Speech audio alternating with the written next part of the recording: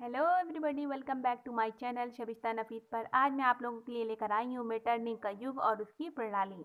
तो आप लोगों को मेरे चैनल पर स्वागत है और मैं आप लोगों से ये कहना चाहती हूँ कि जो लोग मेरे चैनल को सब्सक्राइब नहीं किए हैं प्लीज़ वो मेरे चैनल को सब्सक्राइब कर दें ताकि मेरी हर हिस्ट्री की नई नई जानकारी और नई नई नोट्स आप लोगों के सामने मिल सकें। तो मैंने स्टार्ट किया है कि मेटरनिक युग और उसकी प्रणाली के बारे में। तो मेटरनिक युग से पहले मैंने इसी ने वियना का जो सम्मेलन स्टार्ट किया था, वियना में राजपूत सम्मेलन। तो उसके बारे में मैंने पूरी जानकारी दे दी है और पूरा उसके वियना के कार्य सिद्धांत जितने थे वो मैंने पूरी अपनी इससे पहले की वीडियो अपलोड कर चुकी है। आप वहाँ से देख लीजिएगा, तब फिर इसको पढ़ेंगी तो सीरियल वाइज आप लोगों को पूरा समझ में आएगा। तो आपको ये वीडियो कैसी लगती है लास्ट में आप ये चैट सेक्शन में ज़रूर बता दीजिएगा। तो चलिए मैं स्टार्ट करती हूँ मेटरनिक युग और उसकी प्रणाली। तो क्या स्टार्ट हुई थी 1815 से 1848 ईस्वी तक में। तो मेटरनिक का पूरा नाम क्राउंट क्लीमेंस वॉर मेटरनिक था। यानी मेटरनिक का पूरा क्या नाम था, तो क्राउंट क्लीमेंस वॉर मेटरनिक था। उसके जीवन काल का समझ लीजिए 1773 ईस्वी से 1859 ईस्वी तक रहा।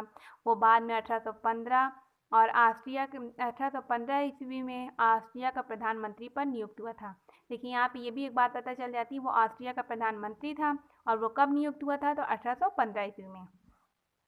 वो क्रांतिकारी और उदारवादी के विचारों का कट्टर शत्रु था। यानी वो उदारवादी और क्रांतिकारी का कट्टर शत्रु था और उसने बहुजातीय साम्राज्य की रक्षा के लिए जो जो प्रतिक्रियावादी बहुजातीय साम्राज्य की रक्षा के लिए जो प्रतिक्रियावादी प्रणाली की स्थापित किया था उसे इतिहास में मेटरनिक प्रणाली के नाम से जानते हैं। यानी वो क्रांतिकारी और उदारवादी का कट्टर शत्रु था और वो बहुजातीय साम्राज्य की रक्षा करता था। यानी वो बहुजातीय साम्राज्य की रक्षा करता था और उसी की रक्षा के लिए उसने प्रतिक्रियावादी प्रणाली के स्थापित किया था। तो उसे ही मेटरनिक प्रणाली के नाम से जाना जाता है। इसी के काल को प्रतिक्रियावाद का भी काल कहा जाता है, हम यानी प्रतिक्रियावादी युग भी कहा जाता है और मेटरनिक युग भी कहा जाता है। तो खैर आगे इनकी है मेटरनिक की विचारधारा। तो वो तो मेटरनिक की प्रणाली के बारे में मैंने वही बताया था। तो मेटरनिक की विचारधारा क्या थी, तो मेटरनिक 19वीं सदी में ऑस्ट्रिया और जर्मनी में ही नहीं बल्कि पूरे यूरोप में एक महान राजनीतिक था। यानी वो 19वीं सदी में पूरी तरह से जर्मनी और ऑस्ट्रिया नहीं बल्कि पूरे यूरोप में वो एक महान राजनीतिक के रूप में सामने आया और उसने राजनीति की योग्यता और कूटनीतिक उच्च कोटि की थी। यानी उसके पास पूरी योग्यता थी राजनीति की, पूरी योग्यता थी राजनीति की। और फ्रांस की क्रांति को भयानक संक्रामक रोग समझता था। यानी जो फ्रांस की क्रांति 1789 ईस्वी में हुई थी उस क्रांति को पूरी तरह से यह भयानक रोग समझता था और वो कहता था कि इसका इलाज करना आवश्यक है। और वो पुरातन व्यवस्था का कट्टर समर्थक था। देखिए वो तो क्रांतिकारी और उदारवादी का भी कट्टर शत्रु था और ये पुरातन व्यवस्था का भी कट्टर पुरातन व्यवस्था का कट्टर समर्थक था। और वह निरंकुश राजतंत्र की रक्षा करना अपना पवित्र कर्तव्य समझता था। यानी निरंकुश जिस पर अंकुश ना लगा रहे उस राजतंत्र की रक्षा करने के लिए उसको पवित्र कर्तव्य समझता था। और उसकी नीति थी, वो क्या कहता था, शासन करो किंतु परिवर्तन ना करो। मतलब शासन तो करो लेकिन उसमें कोई परिवर्तन ना करो। उसने चरित्र का सबसे बड़ा दोष उसका अहंकार था। वो समझता था कि उसका जन्म यूरोप के पतनशील राज्यों की रक्षा के लिए हुआ है। यानी वो उसका जो इतना वो अहंकारी था कि वो ये समझता था कि जितना भी यूरोप में जो राज पर जितने भी यूरोप में जितने भी देश हैं जो पतन हो गए जिनका उन देशों और राज्यों की रक्षा के लिए उसका सिर्फ जन्म हुआ। आगे चलते हैं। तो मेटरनिक की विचारधारा के मैंने बारे में बताया है। तो अब मेटरनिक की गृह नीति क्या थी, तो मेटरनिक की गृह नीति की बात की जाए तो मेटरनिक का कार्यकाल में ऑस्ट्रिया में जर्मन, चेक और सर्ब, पोल, रूथेन आदि विभिन्न 13 जातियां निवास करती थीं। यानी अगर ऑस्ट्रिया में देखा जाए तो कितनी जातियां निवास करती थी, तो 13 जातियां निवास करती थी।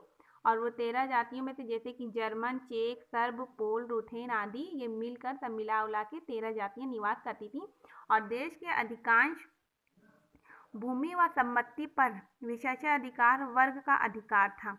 यानी अगर अधिकार की बात की जाए तो वो किसका विशेषाधिकार और संपत्ति पर किसका अधिकार था, तो उसमें जो विशेषाधिकार, जिनके पास विशेष अधिकार था, उन वर्गों को अधिकार था किसका? भूमि और संपत्ति का। और दूसरी ओर साधारण वर्ग की दशा अत्यंत शोचनीय थी। हर जगह साधारण वर्ग की लोगों की शोचनीय होती है, चाहे दशा जितनी भी रहती है वो शोचनीय होती है, क्योंकि अमीरों का तो काम हो जाता है, यही साधारण जो रहते हैं उन्हीं लोग फंसते हैं।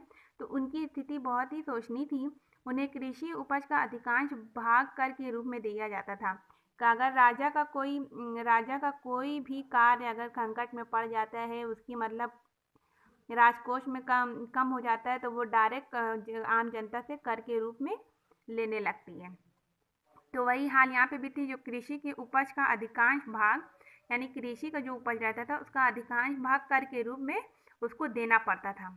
तो इस प्रकार सामाजिक और आर्थिक स्थिति अत्यंत असंतोषजनक हो गई और मेटरनिख ने अंत में साम्राज्य की शांति व्यवस्था बनाए रखने के लिए निम्नलिखित कदम उठाए थे। तो उस कदम के बारे में देखिए बताते हैं। तो वो कदम क्या था? तो साम्राज्य के कई प्रांतों में बांट दिए गए, प्रत्येक प्रांत पर एक गवर्नर नियुक्त किया गया। देखिए उसने कार्य में क्या किया कि साम्राज्य को कई प्रांतों में बांट दिया और जो हर एक प्रांत पर गवर्नरों को नियुक्त कर दिया और विद्यालयों पर कठोर सरकारी नियंत्रण स्थापित किया, क्योंकि सभी पाठ्यक्रमों में क्योंकि वहाँ पे जितने थे, अगर बात की जाए तो पाठ्यक्रमों में भी जो बदल दिया गया था, तो वहाँ पे इसलिए बदला गया था क्योंकि वो मतलब क्रांतिकारी का मतलब ये कट्टर शत्रु था। वो सोचता था कहीं मतलब इसमें क्रांतिकारियों का कोई पड़ता ना हो, इसलिए सरकारियों पर नियंत्रण स्थापित कर दिया था और पाठ्यक्रमों को भी बदल दिया गया था। इसलिए इतिहास में और दर्शन के अध्ययन में भी प्रतिबंध लगा दिया, यानी पूरी तरह से उसमें पूरा किसका प्रतिबंध हो गया, किसका नियंत्रण हो गया था? तो मेटरनिख का हो गया था। और अभिव्यक्ति अभिव्यक्ति लेखन आदि पर भी नियंत्रण के लिए समाचार पत्रों पर भी कठोर प्रतिबंध लगा दिया। यानी अगर लेखन और अभिव्यक्ति की बात की जाए किसी भी क्षेत्र की, तो उस पर भी नियंत्रण लगा दिया था और समाचार पत्रों पर भी कठोर प्रतिबंध लगा दिया था। और साम्राज्यों पर गुप्तचरों का जाल बिछा दिया, यानी पूरी तरह से गुप्तचर ही देखते रहते थे उनकी जितने भी अगर देखा जाए तो स्कूलों तक में भी उन्होंने गवर्नरों को नियुक्त किया था। तो इसी तरह साम्राज्य पर गुप्तचरों का जाल बिछा दिया था और विदेशी यात्राओं की रोक लगा दी थी।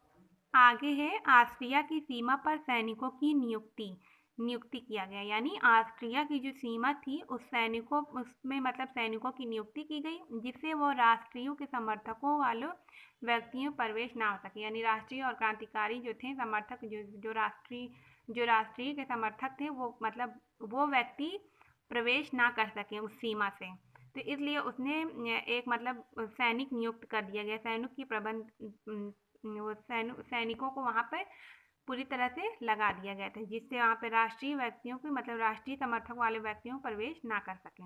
और व्यापारिक क्षेत्र में मेटरनिख ने सुरक्षित शुल्क व्यवस्था को अपनाया ताकि विदेश में व्यापारिक संपर्क ना बढ़ सके। देखिए व्यापारिक क्षेत्र में मेटरनिख ने सुरक्षित शुल्क व्यवस्था को अपनाया ताकि विदेशी में व्यापारिक समर्थक ना बढ़ सके। तो मेटरनिख की जो प्रणाली थी, तो वो मेटरनिख की प्रणाली क्या थी? तो वो निम्नलिखित थी। क्रांति की स्वतंत्रता समानता के सिद्धांत का दमन कर दिया था उसने, राष्ट्रीयता के विपरीत राजतंत्र को दृढ़ कर दिया था, यूरोपीय राजनीतिज्ञों को ऑस्ट्रिया का प्रभुत्व स्थापित कर दिया और मध्य यूरोप में ऑस्ट्रिया का सर्वोच्च शक्ति रख दिया। इस नीति के क्रियान्वयन में उसने जिस प्रणाली को स्थापित किया उसे 3 आधार में बांटा गया था। एक तो क्या था? हस्तक्षेपकारी पुलिस व्यवस्था, यानी हस्तक्षेपकारी जो थी वहाँ की पुलिस व्यवस्था थी, सर्वव्यापी विस्तृत गुप्तचर प्रणाली थी और उदार विचार का दमन तथा नियंत्रण कर दिया गया। यानी उदारवाद का जो मतलब उदार विचार वाले जो थे उनका दमन करके उस पर नियंत्रण लगा दिया गया था। उस पर जो नियंत्रण लगाने के बाद देखिए उसके आगे क्या है? तो उसने समाज और राजनीतिज्ञ की योग्यता यथास्थित रखने के लिए प्रेस, शिक्षण संस्थाओं और नाटकशालाओं का समाचार पत्रों पर कठोर नियंत्रण लगा दिया और ऑस्ट्रिया की सीमाओं पर जो मतलब सीमाओं पर सैनिक नियुक्त किए गए हैं, जिससे उदार विचारों की पुस्तक देश में प्रवेश ना हो सके। यानी उदार विचार वाले की जितनी भी मतलब बातें रहती थी, पुस्तक रहती थी, वो प्रवेश ना हो सके, इसलिए उसने सीमाओं पर सैनिकों को नियुक्त कर दिया गया था। और सीमाओं पे इसलिए भी नियुक्त किया गया था, जो राष्ट्रीयों के समर्थक वाले थे वो भी कहीं मतलब अंदर प्रवेश ना कर सके, इसलिए उसने लगा दिया था। तो उसने सभी जगह गुप्तचरों का जाल बिछा दिया। सरकारी कार्यालयों में, सार्वजनिक स्थानों में, आमोद प्रमोद के स्थानों पर गुप्तचर घूमते रहते थे। और शिक्षा संस्थाओं पर विशेष रूप से कठोर नियंत्रण स्थापित कर दिया गया। विश्वविद्यालय में विशेष भय था, क्योंकि वहां क्रांतिकारी घूमते थे, इसलिए गुप्तचर कक्षाओं में बैठकर प्राध्यापक को व्याख्या सुनते थे। उन्होंने दोनों लोगों के लिए निश्चित नियम पढ़ना लिखना बनाया, और विदेशी ऑस्ट्रिया में नहीं आ सकते थे, विदेशी ऑस्ट्रिया में नहीं आ सकते थे, और ना ऑस्ट्रिया के विद्यार्थी बाहर जा सकते थे। देखिए, उसने इतना कठोर नियंत्रण स्थापित कर दिया था पूरी तरह से, कि क्या होना चाहिए कि वहाँ पे पूरा गुप्तचर वो कर दिया जाए कि हर एक चीज़ में, विश्वविद्यालय हो गया, जितने भी शिक्षा संस्थान थे, सब पर गुप्तचर रहते थे, कि मतलब कहीं क्रांतिकारी, क्योंकि वहाँ के क्रांतिकारी घूमते रहते थे, तो इसलिए वहाँ पर गुप्तचर जो कक्षाओं में बैठकर प्राध्यापक यानी गुप्तचर जो थे वो मतलब क्लास में बैठे भी रहते थे, और वहाँ की जितनी भी बातें होती रहती थी सब सुनते रहते थे। पढ़ना लिखना मतलब सब कुछ ऑस्ट्रिया का रहता था। वहाँ पर विदेशी ऑस्ट्रिया मतलब विदेशी लोग ऑस्ट्रिया में नहीं आ सकते थे, और ना ही ऑस्ट्रिया के विद्यार्थी बाहर जा सकते थे। पूरी तरह से कठोर नियंत्रण स्थापित कर दिया था। तो यथास्थिति की बात की जाए तो ऑस्ट्रिया में सामाजिक परिवर्तन को भी पूर्ण रूप से रोक दिया। यानी ऑस्ट्रिया में जो सामाजिक परिवर्तन था उसको भी पूरी तरह से रोक दिया गया था। तो ऑस्ट्रिया का साम्राज्य सामंतवाद पर आधारित था। मेटरनिक ने सामंतों के विशेष अधिकारों का, रोमन चर्च की श्रेष्ठता और धार्मिक असहिष्णुता को सुरक्षित रखा। औद्योगिक क्रांति का प्रभाव ऑस्ट्रिया में भी पड़ गया, और लेकिन मजदूरों के लिए मेटरनिक ने कुछ नहीं किया, और वो अलग अलग प्रजातियों के क्षेत्र में भिन्न भिन्न प्रजाति की सेना को नियुक्त किया। और मंगियार सेना को इटली में और इटालियन सेना को पुलिस क्षेत्र में नियुक्त किया। तो पुलिस क्षेत्र में नियुक्ति किया। देखिए, उसने यही सब बातें कही कि मतलब उसमें औद्योगिक जो क्रांति का प्रभाव पड़ा था, लेकिन उसने मतलब मेटरनिक ने किसानों और मजदूरों के लिए कुछ भी नहीं किया था, लेकिन जो वहाँ की प्रजातियाँ रहती थी पूरी तरह से, तो वो था। तो देखिए, उसकी प्रणाली का मतलब मेटरनिक की प्रणाली का परिणाम क्या हुआ। तो मेटरनिक की प्रणाली के परिणाम की बात की जाए तो वो नकारात्मक प्रणाली थी, क्योंकि प्रणाली ऑस्ट्रिया में प्रगति रुक गई थी। उद्योग, व्यापार और कृषि के अपरिहित हानि होने लगी थी। व्यापार का अवरुद्ध होने लगा। ऑस्ट्रिया की आर्थिक विकास भी रुक गया, और ऑस्ट्रिया के समाज चारों ओर से बंद हो गया था, और विकास का मार्ग भी बंद हो गया, और नागरिकों के अधिकार समाप्त हो गए, और क्रांति की दबी हुई आग सुलगती रही। क्योंकि अगर देखी जाए तो वहाँ पर उसने ऐसा कठोर नियंत्रण ही लगा दिया था। यहाँ तक कि विद्यार्थियों पर भी इतना कठोर नियंत्रण लगा दिया गया था, ना तो विद्यार्थी बाहर जा सकते थे, ना अंदर आ सकते थे। वहाँ की सैनिकों पर, सीमा पे पूरा सैनिक प्रतिबंध लगा दिया गया था कि कहीं विदेशी बाहर अंदर ना आ जाए, और उनकी कहीं पुस्तकें यहाँ पर ना आ जाए। तो इतना कठोर नियंत्रण लगा दिया था, क्योंकि उसका यही कहना था कि शासन करो लेकिन परिवर्तन ना करो। इसका ये कहने का अनुसार यही था कि शासन करो, परिवर्तन ना करो। तो इसी परिणाम के कारण उसके पतन भी हो जाते हैं। तो इस पतन के बारे में मैं बता देती हूँ। तो 1858 में फ्रांस की जनता ने सम्राट लुई फिलिप के विरुद्ध क्रांति कर दी थी। यानी इससे पहले तो 1830 की भी क्रांति हुई है, मैं उसे अपलोड करूँगी। और 1848 की भी क्रांति हुई थी। इसी में, इस क्रांति में देखिए 1792 ईस्वी में क्रांति में वो प्रथम गणतंत्र हुआ था, और 1848 ईस्वी में यहाँ पे द्वितीय मतलब गणतंत्र हुआ था। तो 1830 के बारे में भी जो क्रांति थी वो मैं उसको अपलोड करूंगी। तो फ्रांस की देखिए इसमें क्या हुआ था, 1848 में फ्रांस की जनता ने सम्राट लुई फिलिप के विरुद्ध, देखिए 1830 में तो कौन शासक था, तो चार्ल्स दशक था, यानी चार्ल्स 10वां था। और 1848 की क्रांति के टाइम कौन था, तो लुई फिलिप था। तो विरुद्ध क्रांति कर दी थी, जिससे फिलिप भाग गया, और फ्रांस की गणतंत्र की घोषणा कर दी गई। अभी मैंने बताया वही गणतंत्र हो गया था।